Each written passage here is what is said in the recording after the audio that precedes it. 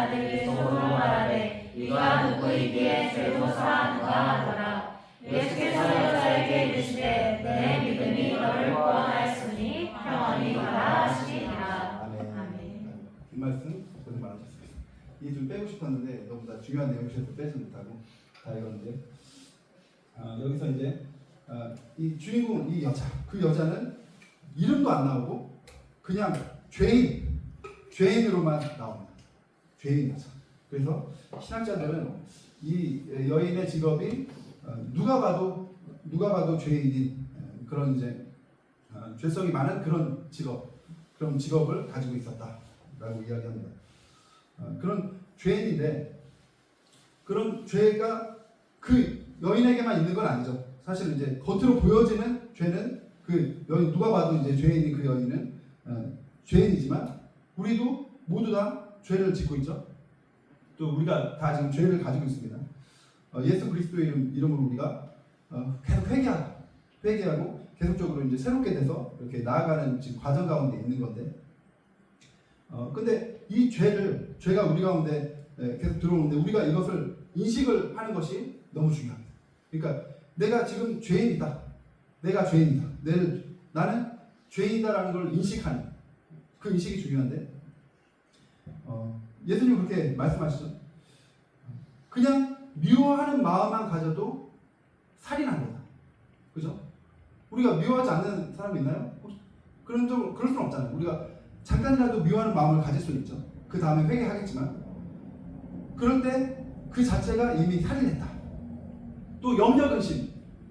우리가 염려근심이 있잖아요. 우리 삶 가운데 많은 문제들이 있죠. 염려근심이 있는데 이것도 죄라고 얘기해요. 무슨 죄냐면 믿음이 없기 때문에, 믿지 않는 죄. 하나님의 사랑을 믿지 않는 죄. 큰 죄다. 이렇게 얘기합니다. 아주 큰 죄다. 믿지 않는 죄다. 염려근심이 믿지 않는 죄다. 그리고 탐심, 음란. 이게 생각만 했는데 그냥 탐심, 음란 이거 생각만 했는데 그냥 네가 범했다. 이미 네가 범했다. 그렇게 얘기하는 것입니다. 그러니까 우리가 죄인이 아닌 사람이 없죠. 그러니까 우리가 죄를 너무나도 항상 회개하면서 내가 죄인이다라는 걸 항상 생각하는 것. 이게 너무 중요합니다. 죄를 가만히 두면 소품을 하나 가져나 무서운 삼지창 마귀 때리는 삼지창입니다. 삼지창. 죄를 가만히 두면 우리는 알지 못해도 그 죄가 우리를 계속 잠식시켜요. 그죠? 빼앗고 죽이고 멸망시키려는 마귀 사탄의 계략이 계속 우리 가운데 있어요. 우리가 앞에 문제들이 많이 있잖아요. 문제들, 어려움들, 죄 이런 것들 그걸 계속 가지고 있으면 계속 우리를 빼앗고 죽이고 멸망시키려고 계속 공격하는데 우리가 이 공격을 그냥 놔두고 가만히 있으면 우리는 사탄의 뜻대로 그냥 되는 겁니다. 사탄의 뜻대로 그냥 되는 거예요. 이 죄는 무조건 끊어내야 되는 거고 이 문제와 어려움들 가만히 있으면 점점 커져서 우리의 삶을 짓밟게 되는 것입니다. 무조건 해결해야 돼요. 이거는 선택이 아니야. 무조건 죄와 문제들을 해결해야 됩니다. 그렇죠? 그 문제들을 해결하는 과정, 그 과정 가운데 오늘 이제 볼 것은 사랑입니다. 빨간 글씨를 보면 그의 많은 죄가 사하여졌도다. 이는 그의 사랑함이 많으니라. 사함을 받은 일이 적은 자는 적게 사랑하느니라. 그렇죠? 죄가 어떻게 사해졌다고요? 죄가 어떻게 사해졌다? 회개함으로 사해졌다? 맞아요. 회개함으로 사해집니다. 그죠? 예수 그리스도의 이름으로 회개함으로 사해집니다. 근데 여기서 강조하는 부분은 이제 회개는 당연한 것인데 거기서 회개한 그 회개를 가지고 사랑을 표현할 때 그의 사랑함이 많음으로 사함을 받았다.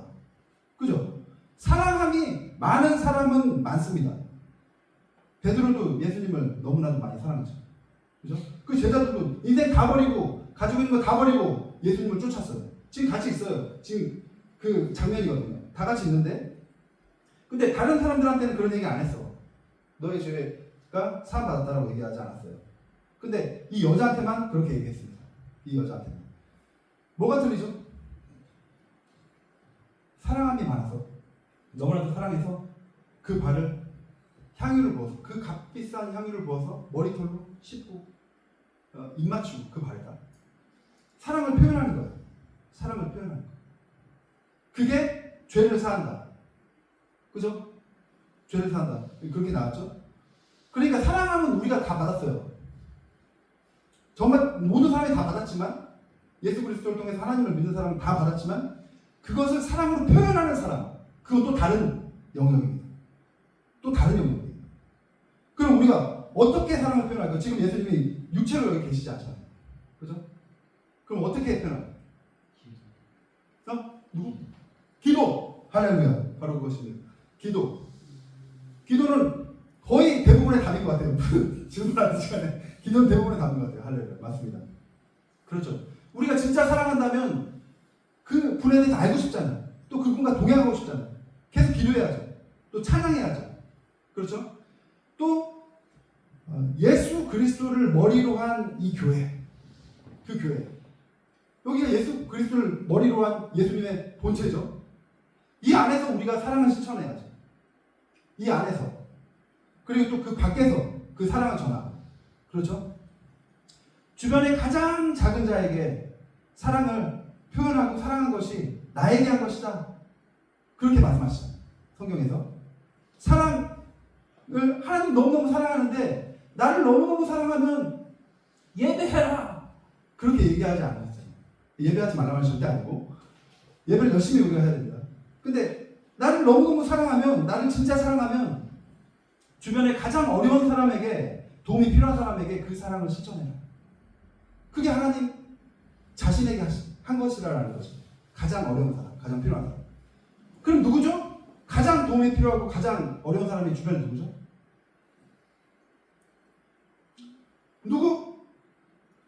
누구? 네, 많잖아요. 많게 너무 많은데 이제 제가 말씀드리고 싶은 것은 이제 당연히 이제 외적으로도 어려우신 분들이 굉장히 많고 이제 그런 분들한테 당연히 사랑을 실천해야 되지만 가장 도움이 필요하신 분은 영혼을 구원받지 못한 사람이겠죠. 하나님을 그 사랑을 알지 못하고 방황하는 사람들, 그 사람들에게 복음을 전하고 그 사람들을 보듬어서 함께 하나님의 사랑받는 자녀, 천국 백성의 길로 가는 것. 그것도 너무 중요한 일이죠. 이게 다라고 얘기하는 건 아니에요. 이게 중요하다라고 말씀드렸습니다. 그렇죠? 그러니까 우리가 하나님의 그 사랑을 받은 것으로 절대 끝내서는 안 된다는 것입니다. 그것을 표현할 때 다른 영역으로 들어간다는 것입니다. 표현할 때 교회 봉사, 전도, 주변의 사랑 실천 이것들을 표현할 때 다른 영역으로 더 그 위에 더 높은 곳으로 하나님의 더 높은 뜻으로 나아간다는 것입니다. 이것을 우리가 잊지 말았으면 좋겠습니다.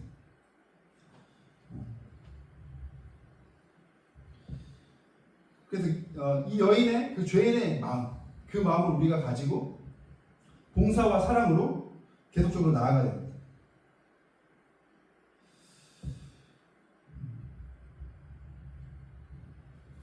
네.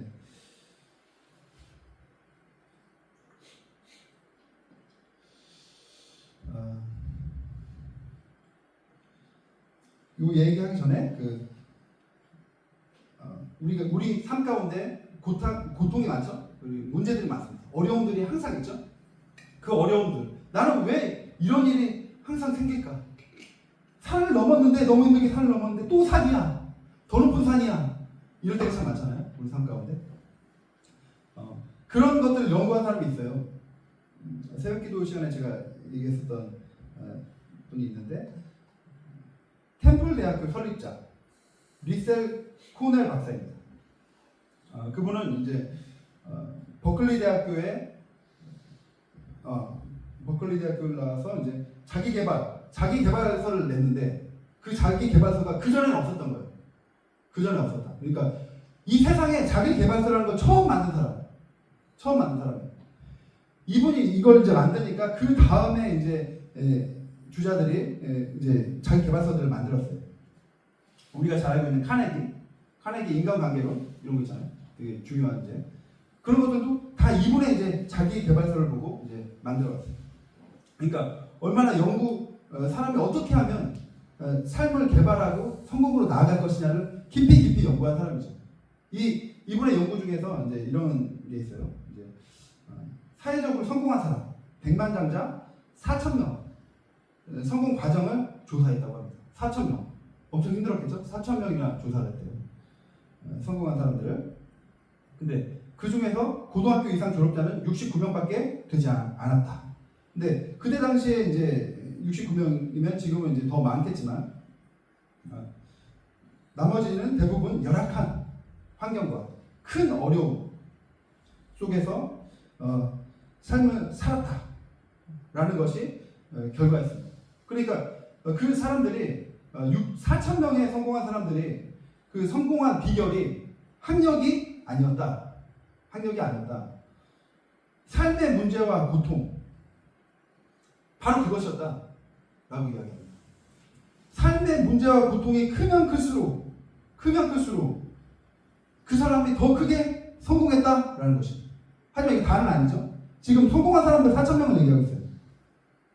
그럼 그렇지 않은 사람들은 더 큰 어려움과 문제가 왔을 때 삶을 포기합니다. 이 4,000명 안에 못 들어간 사람들은 삶을 포기하죠. 그러니까 삶은 선택이라는 거죠. 큰 어려움 앞에서 이제 이것을 이겨낼 것이냐, 포기할 것이냐, 그냥 환경에 가는 대로 따라갈 것이냐, 아니면 내 안에 있는 모든 능력 하나님께 간절히 구하고 주님과 함께 이것을 승리로 변화시킬 것이냐, 축복으로 나아갈 것이냐, 그것을 선택해야 한다는 것입니다. 그러니까 미래를 선택하는 거죠. 미래를 선택해야 된다. 문제가 크면 클수록 더 큰 축복이 있다. 문제가 크면 클수록 실패하면 그냥 실패하는 거고, 자기가 마음을 놔버리면 그대로 따라가는 거고, 그 문제가 크면 클수록 그것이 능력으로 변할 수 있다라는 것입니다. 문제의 크기에 따라 능력의 크기가 결정된다라는 겁니다. 그러니까 이 고통이 많은 문제들이 우리 삶 가운데 있지만 이 문제들이 하나님의 사랑을 꽝 하고 만나면 그러면 그 문제가 능력으로 변한다는 것입니다. 고통이 크면 클수록 더 큰 하나님의 사랑을 만난다는 거예요. 크면 클수록 더 큰 하나님의 사랑 만난다는 거죠. 이제 이 장면은 이제 누군지 아시죠? 이분이 누구죠? 진짜 몰라요? 이분. 진짜 모르는구나. 이게 진짜 세대 차이가 너무 많이 나요. 죄송합니다. 너무 옛날 사람들 제가 얘기해가지고 제가 정말 죄송합니다. 진짜 오래된 생각입니다. 20년 전에 이제 되게 유명했던 사람인데 죄송합니다. 너무 오래됐구나. 멜 깁슨이라는 분인데 얼마나 유명하신 분이냐면 미국 헐리우드의 그 배우, 스타 배우들 있잖아요. 스타 배우들. 그 스타 배우들 중에 20년 전에는 최고의 명성을 얻었다. 그러니까 설문조사를 했는데 가장 좋아하는, 가장 멋있는 배우가 누구냐 했을 때 1위 멜 깁슨이라는 배우입니다. 멜 깁슨. 근데 이 멜 깁슨이라는 분이 카톨릭인데 기독교 신자들하고는 굉장히 친하고, 실제로 전도할 때는 브리트니 스피어스를 아시죠? 이제 그런 분한테도 전도하고 막 그랬는데, 성당이 아닌 이제 교회로 가라, 힘든 일 있을 때 교회 가서 좀 기도 좀 하고 그러면 다 진짜 좋아진다, 막 이렇게 전도하고 그런 분이래요. 그렇게 신앙이 굉장히 좋은 분이죠. 근데 이분이 항상 평탄한 인생을 산 건 아니었어요. 이 부분은, 이 사진은 우리 패션 오브 크라이스트 있잖아요. 그거 찍는 장면이에요. 그걸 이분이 만들었어요. 감독이거든요. 우리가 그거 보면 진짜 저는 지금까지 본 모든 기독교 영화 중에서 제일 많이 눈물을 흘렸어요. 패션 오브 크라이스트를 보고 제일 많이 눈물을 흘렸는데, 진짜 평생 살면서 흘렸던 눈물만큼이나 흘렸던 것 같아요. 너무 많이 눈물을 흘렸죠. 이 영화를 보면서. 너무 감동적인 영화였죠. 그 영화를 이분이 이제 만드신 거예요. 근데 이렇게 평탄하게 산 건 아니었습니다. 그는 최고의 성공의 자리에 있을 때 위험한 순간이 찾아왔어요. 최고의 자리에 있을 때 위험한 순간이 찾아왔대요. 깁슨은 인터뷰에서 이렇게 말했습니다. 몇 년 전 이제 이 영화 찍기 전에 몇 년 전 창밖을 바라보다가 왜 내가 뛰어내려서는 안 되는지 궁금하기 시작했다. 삶은 나에게 지루하며 아무런 의미도 목적도 없었다라고 이야기해요. 슈퍼스타인 그가 돈을 소유하고 모든 부를 다 누렸고 그렇게 호화로운 생활을 했지만 모든 것이 허무함, 너무나도 허무해서 알코올 중독, 마약 중독, 우울증에 시달렸다고 합니다. 그래서 이제 창밖을 보면 뛰어내리고 싶은 거예요. 그리고 검색해 보시면 아시겠지만 술을 많이 취해서 또 마약에 취해서 과속으로 운전도 많이 하고 죽으려고 했대요. 자기가 죽고 싶어서 그렇게 했대요. 그러니까 자살의 방법을 이제 그렇게 운전 그런 방법도 선택해 보기도 하고 그런 삶을 살았습니다. 그런 위험한 시기에 예수님이 극적으로 마음속에 들어옵니다. 원래 카톨릭 신자였어요. 원래 교회를 계속 성당 다니고 있었습니다. 그런데도 그런 어려움들이 그런 찾아오는 거예요. 우울증, 중독. 그런 중에도 진정한 마음으로 진정으로 주님 앞에 나아가지 못하고 인도하심을 받지 않았기 때문에 기도, 말씀, 예배 이렇게 계속 인도하심을 진정으로 받아야 되는데 그런 게 없었겠죠. 바쁘고 그러다 보니까 계속 허무하고 계속 그러다 보니까 그 빈 부분을 채우기 위해서 중독으로 계속 나가는 거죠. 중독. 그래서 계속 자살 시도를 했고 생각을 했었습니다. 계속적으로 자살을. 그때 예수님이 마음속에 깊이 들어와서 그때 이렇게 고백합니다. 나는 예수에 의존하게 됐으며 난 정말 나쁜 놈이다. 내 죄악이 예수를 십자가에 못 박게 한 것이다. 난 그의 이야기를 하고 싶었고 예수님을 전하는 삶을 살고 싶었고 패션 오브 크라이스트 영화를 만들 소망을 가졌다. 그때부터 소망을 가진 것이다. 그때부터 그런 이제 이런 내가 죄인이고 정말 그 크신 사랑을 표현하고 싶다. 이런 마음이 들어서 이제 그런 소망을 가진 거지. 근데 직접적으로 시작을 하지는 못하고 있었는데 그때 이제 캘리포니아에 있는 집에 있을 때 18세기 독일 앤 캐서린이라는 이제 그런 분이 쓴 예수의 순환 이야기에 관한 책이 있었대요. 자기 서재. 근데 앉아있는데 갑자기 그 책이 툭 앞으로 떨어졌대요. 그 보니까 그 책이야. 예수의 고난에 대한 책이. 너무 신기하죠? 그 소망을 가지고 있는데 갑자기 그 책이 어떻게 떨어지겠어요? 신기하죠? 그 책을 보고 확실하게 깨닫고 이제 내가 예수의 마지막 이 12시간을 영화로 만들어야 되겠다. 확신을 가졌다. 예수님의 마지막 이 12시간 영화로 옮겨야 되겠다. 확신을 가지고 이제 영화를 만들기 위해서 돈이 많이 필요하잖아요. 항상 투자를 받거든요. 너무나도 큰 돈이 필요하니까. 그래서 이제 투자자들 찾아다녔는데 근데 이제 1950년대까지는 이제 기독교 영화들이 이제 있었는데 그 이후에는 계속 실패하니까 기독교 영화는 파장되었다라고 생각했대요. 그래서 아무도 안 해주는 거야. 돈 넣으면 이거 다 없어진다라고 생각하는 거죠. 수익성이 없다. 예수님 이야기 누가 보겠어요? 그래서 아무도 투자를 안 했다고 합니다. 그때 결단했대요. 내가 꼭 만들겠다. 내 안에 오셔서 나를 구원해주신 예수님. 내가 그 영화를 꼭 만들겠다. 그래서 자기 전 재산을 떨어서 20년 전에 2,500만 달러라고 합니다. 20년 전에. 그럼 이거 하나로 계산하면 300억. 지금 돈으로 20년 전이니까 지금 돈으로 한 사람 2배 정도 되겠죠. 600억 이 정도 되겠죠. 그러니까 지금까지 번 모든 돈을 다 그냥 다 투자해서 그냥 내가 거지가 돼도 괜찮으니까 무조건 예수님 영화를 만들고 싶다. 내가 이 복음을 전하고 싶다. 그 열정이 그 안에 있었어요. 그래서 시작했어요. 그래서 그 작품을 만들었어요. 그 작품을 만들 때도 기적들이 많이 일어났다고 합니다. 그 영화를 찍는데 실제로 장님이 한 명이 눈을 떴고 귀머거리, 귀가 들리지 않는 사람도 갑자기 듣게 되고 또 병들을 가지고 있던 사람들이 그 영화를 찍고 있는 중에 나았대요.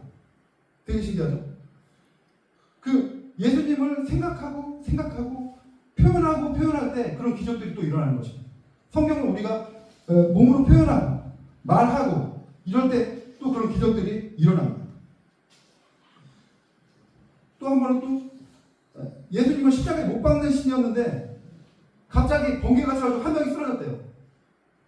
근데 더 신기한 건 그 사람이 다시 일어나서 또 걸어갔대요. 그러니까 되게 신기한 일들이 많죠. 그 촬영 도중에 그런 정말 신기한 일들이 많이 일어났다고 합니다. 우리 안에 그런 소망이 있었으면 좋겠어요.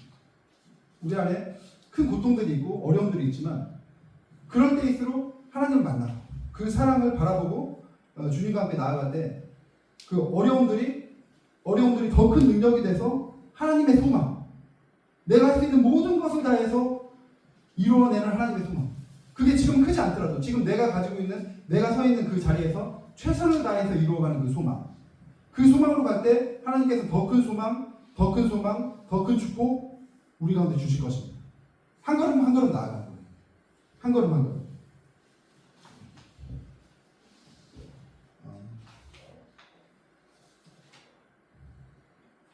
박동규 교수님이라는 분인데 아시는 분 있나요? 또 되게 옛날 분이시네요. 또 생각해요. 이분은 우리나라의 국가대표 국문학 교수님이세요. 그러니까 서울대학교 박동규 교수님이라고 이제 국문학과 교수님이신데 뭐 TV에도 굉장히 많이 나왔어요. 국문학 쪽으로 이제 독서 뭐 이런 쪽으로 하면은 굉장히 화려하죠. TV에도 굉장히 많이 나오신 유명하신 분인데 이분은 기독교인이고 신실하게 이제 기독교인이고 열심히 교회를 다니시는 분이시죠. 이분이 자신의 삶을 바꾼, 자신의 삶의 방향을 완전히 긍정적인 방향으로, 소망으로 나아가게 한 그 순간을 자기 평생 잊지 못한다고 합니다. 그건 바로 어머니의 그 격려였어요. 어머니의 격려. 6.25 전쟁 때였대요. 6.25 전쟁 때. 6.25 전쟁까지 겪으신 분이 굉장히 연세가 많으시죠. 그때 자기는 6학년이었어요. 6학년. 근데 어머니하고 애들 2명이 있었어요. 자기의 첫째. 그래서 피난을 갔는데, 서울에 살고 있었는데 피난을 내려갔는데, 청주까지 내려갔는데 너무 그 피난 생활도 힘들고 더 이상 살 수 없다는 생각이 들어요. 피난 가다가 어차피 죽겠구나라는 생각이 들었대요. 그래서 다시 서울로 가자. 다시 서울로 가자. 그래서 다시 서울로 거꾸로 다시 올라가는 거죠. 방향을 틀었어요. 근데 돈이 하나도 없는 거예요. 식량이 하나도 없어요. 그래서 그때 당시에 본인의 집에서 가지고 있었던, 어머니가 가지고 있었던 최고의 재산인 재봉틀을 팔았대요. 살아야 되니까. 팔아서 쌀 한 자루와 바꿨대요. 그래서 그 쌀 한 자루를 들고 다시 이제 서울로 가기 시작한 거예요. 근데 이제 어머니는 애들 2명을 케어해야 되니까, 한 명은 또 젖먹이 애기래요. 너무 어리니까 들고 다녀야 되니까 그 쌀을 들 수가 없어서 이 한동규 그 교수님 그 아들한테 이제 이걸 들고 가라, 먼저 앞장서서 가라, 이렇게 해서 이제 서울로 갔어요. 가고 있는데 근데 좀 어머니가 거리가 좀 있었겠죠. 근데 한 30대 청년이 옆에 와서 그러더래요. 너무 힘들어 보인다고. 너무 힘들어 보니까 내가 좀 도와줄게. 내가 좀 지어줄 테니까 나한테 좀 줘라. 그래서 지었대요. 그 30대 청년. 근데 발걸음이 너무 빠르대요. 막 거의 뛰어가다시피 막. 그래서 막 쫓아가다가 어머니하고 너무 멀어졌고, 이대로는 더 이상 못 쫓아갈 것 같다는 생각이 들어가지고 고민하고 있는데 두 갈래 길이 나왔다고 합니다. 두 갈래 길. 그 여기서 갑자기 저쪽으로 갔대. 근데 자기가 여기 쫓아가면 어머니가 이쪽으로 갈지도 모르잖아요. 그 어머니 잃어버리잖아요. 그죠? 그래서 고민하면서 거기 소리쳤대요. 아저씨, 여기다 놔주세요. 그만 가세요. 근데 그 아저씨는 들은 척 만척 계속 그 길로 가더라고요. 그러니까 처음부터 의도가 그냥 그 쌀을 가져가려고 했던 거죠. 그래서 너무나도 슬펐대요. 자기 있는 모든 재산을 팔아서 어머니가 우리 그냥 살기 위해서 이 쌀 하나밖에 없는데 우리 이게 다인데 이제 이거까지 잃어버리다니, 어머니가 나한테 준 건데, 나한테 맡겨주는데 이걸 잃어버리다니. 그래서 거기 자리에서 앉아서 펑펑 울었다고 합니다. 따라가면 어머니 잃을 것 같으니까 못 따라가고 막 울고 있는데 1시간 정도 있다가 이제 어머니가 오셨대요. 그래서 이제 왜 울고 있냐 물어봤더니 이제 자초지종을 얘기를 했대요. 그때 어머니 순간적으로 이렇게 눈물을 막 흘리시면서 그 아들을 이렇게 안아줘. 한참 우시면서 아들을 안아주면서 내 아들이 영리하고 똑똑해서 어미를 잃지 않았구나. 내 아들이 영리하고 똑똑해서 이 어미를 잃지 않았구나 하고 안아줬대요. 한참 울었다고 합니다. 근데 이제 그때부터 식량이 완전히 떨어졌기 때문에 이제 그때부터 먹는 거는 완전히 그 쓰레기같이 버려진 그 고구마 뭐 이만한 거 쓰레기 같은 거 있잖아요. 그런 거 주워가지고 그냥 먹고, 그날 저녁에도 그 다음날 저녁에도 그 어머니는 그 아들 한동규 교수님 안아주면서 네가 함께 있어서 참 좋다. 난 네가 함께 있어서 참 좋다. 똑똑한 아들. 그러면서 이렇게 안아줬대요. 그때 자기는 확실하게 자기의 삶 가운데 길을 정했대요. 진짜 나 똑똑한 아들이 되고 싶다. 어머니한테 진짜 난 똑똑한 아들이 되고 싶다. 이렇게 결단을 했다는 것입니다. 그렇죠? 그래서 열심히 공부를 해서 서울대 가서 박사학위를 받고 교수님이 된 거죠. 그러니까 그 말 한마디, 내 똑똑한 아들, 너와 함께 있어서 참 너무 좋다. 다른 게 다 필요 없이 그냥 아들이 있기 때문에 너무 좋다. 그 격려, 그 사랑, 그 사랑이 그분의 길을 인도한 것입니다. 그렇죠?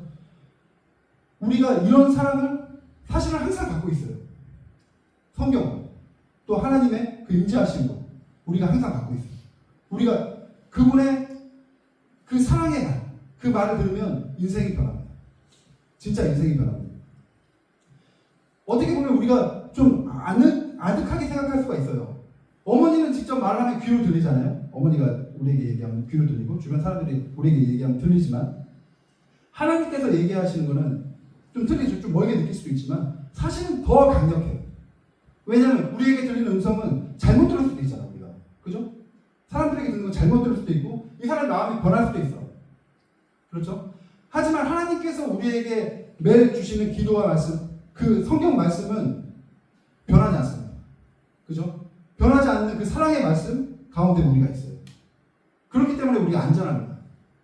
안전하고 주변의 사람들이 나에게 주는 그 말로 인해서 내 삶이 마음은 변할 수 있겠지만 환경이 확 변하지 않죠. 하지만 경험해 보신 분들이 있을 거예요. 기도와 말씀, 매일 기도와 말씀으로 하나님과 동행할 때 하나님께서 주신 그 위로의 말은 그냥 내 안에 들어오는 마음으로 끝나지 않습니다. 마음의 안정, 평안, 이걸로 끝나지 않아요. 지혜로 끝나지 않아요. 환경이 열리기 시작합니다. 환경이 열리기 시작합니다. 그렇기 때문에 그 사랑은 더 완벽하고 더 강력합니다. 환경이 열리기 때문에. 변하지 않는 말씀이시기 때문에. 그렇기 때문에 저는 너무 갈망해요. 정말 갈망합니다. 여러분들이 매일마다 기도와 말씀으로 하나님의 음성을 듣고 그 사랑을 체험하는, 진짜 갈망합니다. 이런 경험이 하나만 있어도 우리의 삶 가운데 큰 방향을 잡게 돼요. 사랑의 방향, 행복의 방향. 그것이 능력, 하나님께서 주신 능력, 그 능력을 체험하게 됩니다. 제가 너무너무 갈급합니다. 여러분들이 매일마다 기도와 말씀으로 나가서 그것을 체험하기를 갈망합니다. 그런 말씀하셨는데, 그런 것 같아요. 우리가 이해되지 않는 말씀이 있어요. 그럴 때 우리는 먼저 순종을 결단하고, 믿고 나아가는 것이에요. 믿고 나아가는 것이에요. 순서가 그거예요. 이해하고 행하는 것이 아니라 먼저 말씀하시면 행하고 그 다음에 생각하면서 이해해 가는 거죠. 이해가 안 될지라도 그것이 나에게 최고의 것이다. 이렇게 믿고 나아가는 것이에요.